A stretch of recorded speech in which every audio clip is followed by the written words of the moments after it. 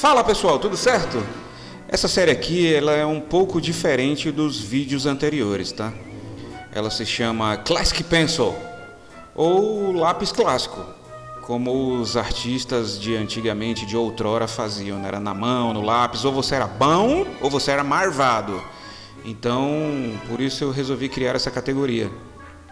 A ideia dela é reproduzir imagens clássicas, seja de filmes, de desenhos animados, de artistas, coisas que me chamaram a atenção em algum momento da minha vida e eu gostaria de compartilhar com vocês. E eu espero que vocês curtam bastante, tá? Nesse primeiro aqui a gente vai fazer o vovô da série Os Monstros. Essa série estreou nos Estados Unidos na década de 60 e passou aqui no Brasil nos anos 70. Eu era muito criança nessa época, então eu tenho só alguns flashes assim na memória. Eu me lembro que passou na Rede Globo. E aí eu precisei fazer uma pesquisa no Google para relembrar de bastante coisa. A ideia dos produtores era fazer uma crítica à sociedade americana. Por isso nós temos os monstros clássicos, o Frankenstein, um vampiro, um menino lobisomem, todos juntos em uma família. E naquela época esse assunto de discriminação e xenofobia já era abordado. O nosso personagem que a gente vai desenhar hoje é esse aqui, ó, o vovô, Grandpa. O vovô, ele era um vampirão das antigas, né? Ele tinha mais de 300 anos e ele gostava de fazer experimentos científicos no seu laboratório, que muitas vezes davam errado. Mas a ideia dele era tentar fazer com que a sua família fosse aceita pela sociedade humana, porque eles eram discriminados por serem diferentes. Olha que interessante. Quem fazia o vovô era um ator chamado Al Lewis, ele já é falecido. Pesquisando no YouTube, vocês vão encontrar vários episódios. E aí vocês vão perceber que o humor era bem inocente, mas nunca perdia o caráter jocoso e as piadas que tratavam sempre desse assunto de discriminação. A moça loirinha se chamava Marilyn. Ela era considerada a feia do grupo. Ela tinha dificuldade para arrumar namorados e o vovô fazia suas poções mágicas para tentar ajudar ela nesse sentido. Porque ela era o patinho feio da família esquisita. Acho que deu para sacar a ideia da coisa, né?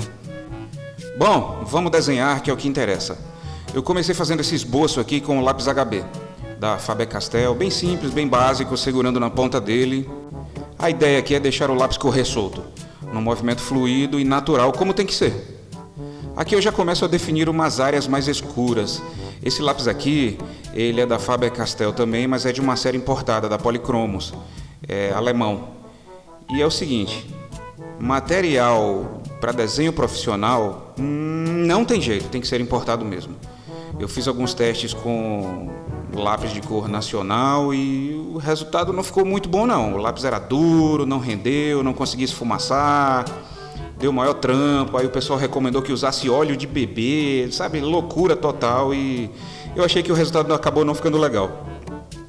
Então, meus amigos, eu tenho uma notícia para dar para vocês, uma boa e outra ruim. A boa é que existe material muito bom aí no mercado, sim, material importado.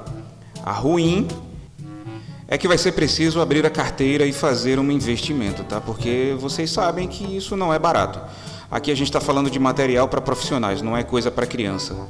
Eu costumo dizer em casa que isso aqui é brinquedo para adulto. Então o meu filho nem chega perto disso aqui. Aqui são os meus brinquedos. Eu estou usando o papel da marca Bristol XL.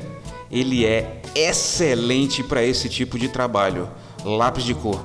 Ele é super macio, ele é liso, não tem porosidade, não tem textura nenhuma, a gramatura é boa, acima de 100 gramas. Dá para fazer pequenas aquareladas também. Ele não é próprio para isso, mas desde que sejam pontuais, não tem problema não. Outra coisa que eu preciso falar para vocês é o seguinte, para esse tipo de trabalho aqui, retrato, ele é um desenho mais realista, a gente tem que criar textura. É trabalhoso, mas o resultado final fica bacana, ele fica bem real. Então, assim, não tem uma técnica única nem própria para se fazer textura. O que tem é tentativa e erro. A gente vai fazendo pequenos movimentos, movimentos circulares, pontilhado, pega aquela micro borracha e apaga determinadas áreas. E é isso que eu estou tentando fazer aqui, ó. Criar textura. Isso dá muito realismo ao nosso trabalho. Eu já vi gente usar todo tipo de material que você possa imaginar. até mesmo bisturi cirúrgico mesmo, fazendo pequenas incisões, micro incisões no papel, você consegue também chegar a um resultado. Então assim, não adianta eu chegar para você agora e dizer, ó, faça isso que dá certo. Cara, você tem que testar. Testa tudo que você tiver à mão aí, lápis com ponta, lápis sem ponta, pequenas ranhuras, borracha, micro borracha, e vai testando e vai criando o seu material. É isso que eu estou fazendo agora. Outra dica importante é a seguinte: quando você achar que está muito sujo, que está começando a ficar pesado, se afasta algumas horas, deixa ele lá exposto, e aí você fica olhando, dá uma olhada, compara com o desenho original. Eu fico sempre com o tablet na minha frente, e aí eu desligo o tablet, depois eu vou tomar um café, volto, dou outra conferida, e aí eu sempre acabo achando que continua muito claro. E é isso mesmo, ele vai sempre ficar muito claro. Então você tem que voltar, dar outra passada, capricha de novo, pega um lápis preto mais escuro, dá mais uma passada. E aí é o que a gente está fazendo aqui, não é? Construindo camadas. E não é assim que é a pele humana, composta por camadas, derme, epiderme. É isso que a gente está tentando simular aqui também, construindo camadas, uma mais básica, uma camada superior, outras que vão se sobrepondo. O processo é esse mesmo, ele é lento. Eu demorei algumas horas para fazer esse desenho. Portanto, tenham calma. Essa parte aqui foi a mais difícil, a da orelha, porque ela tinha muito pelo e eu não conseguia enxergar muito bem na foto.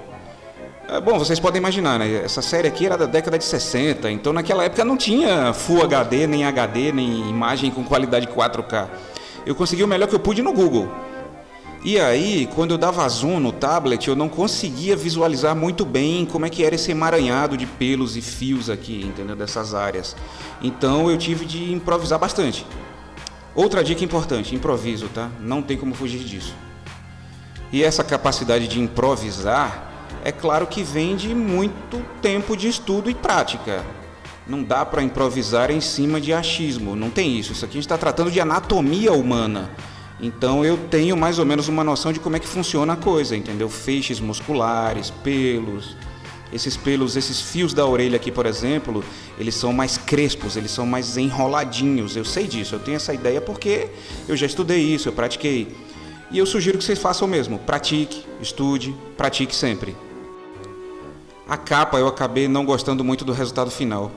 Eu tenho um monte de canetão aqui, eu meti o canetão, mas eu achei que não ficou bom não, ficou muito marcado. E aí eu preferi dar uma aquarelada por cima. Então eu peguei tinta aquarela básica mesmo, tinta guache, para reforçar algumas áreas sombreadas, principalmente a capa. Eu tenho muita canetinha preta também que dá para dar um gás. Essa caneta aqui, por exemplo, também é uma branca que eu tenho. E eu tenho uma Posca. A Posca é fora de série, né? Todo mundo aí deve conhecer, né? Se não conhece, compre uma e faça a experiência. Elas também são caras, mas o resultado, acredite, vai por mim. Vale a pena. Olha ela em ação. Eu tenho essa branca que eu uso para áreas mais claras, brilho, como por exemplo os pontinhos ali no olho dele. E alguns fios de cabelo que são 100% branco. Na mão, no lápis de cor, é difícil reproduzir isso. Então aqui, vamos para a aquarelada. Esse papel é muito bom. Ele não é próprio para isso, mas ele aguenta bem sim. Eu encharquei bastante, como vocês podem ver, para dar uma reforçada boa na capa e em outros pontos da ilustração. Por exemplo, alguns sombreados aqui na lateral do rosto, na sombra do nariz, canto do olho, canto da boca. Sobrancelha também precisou dar uma reforçada. Cabelo também. Eu achei que ficou tudo meio cinza e perdeu a graça. Aí eu precisei escurecer um pouco. E o resultado final ficou legal sim, olha lá. Aqui eu fiz alguns splashes de tinta, eu acho que dá um resultado natural também. Depois eu vou transformar esses pingos aqui nos morcegos. Ah, olha lá. Ficou legal, eu fiz no Photoshop mesmo, tá? Só para dar um acabamento final, uma arrematada e tá aí. O vovô, Grandpa. Espero que vocês tenham curtido. Não se esqueçam de se inscrever no meu canal, deixa o joinha. Isso tudo é muito importante. Pessoal, muito obrigado a todos pela atenção e um abração. Valeu!